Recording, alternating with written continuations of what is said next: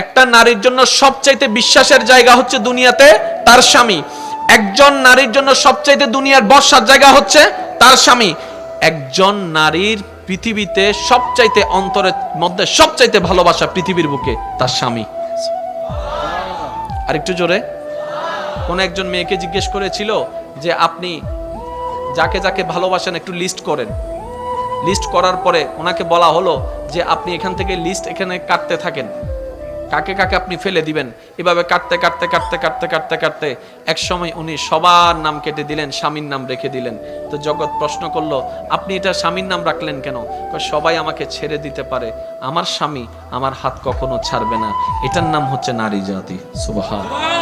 আপনি একটু খেয়াল করে দেখেন না, আপনি আমি নিজের এলাকা ছেড়ে যদি কোথাও যাই 3-4 দিন পরে কিন্তু আর ভাল লাগে না। কথা বলেন।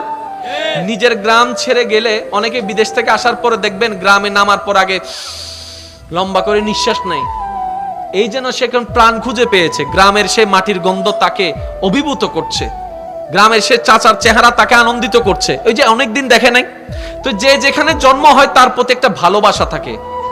আমাদের মা বোনদেরকে দেখেন, যেখানে জন্ম হয়েছে, যেখানে ছোটবেলা থেকে বড় হয়েছে, যে উঠানে খেলেছে, যে ঘর ছেড়েছে, যে ঘরে খেলেছে, যে ঘরে থেকেছে, যে পরিবারে বড় হয়েছে, হঠাৎ করে একটা প্রস্তাব আসলো, অচেনা এক পরিবারের মধ্যে চলে যাচ্ছে, অচেনা একটা পরিবারের মধ্যে চলে যাচ্ছে, অচেনা এক সমাজে চলে যাচ্ছে।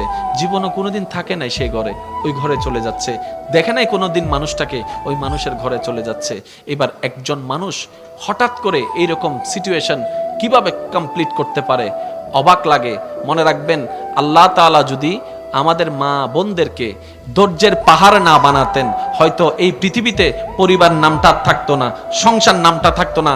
আপনি আপনার মায়ের দিকে দেখেন না, আপনি আপনার দাদি নানির দিকে দেখেন না। আমাদের দাদি নানি মারা যদি ধৈর্যের পাহাড় না হতো, আজকে সংসার পরিবার টিকতো না। ওনারা হাজার কিছু সহ্য করে সংসারকে টিকাই রেখেছেন। সুবহানাল্লাহ।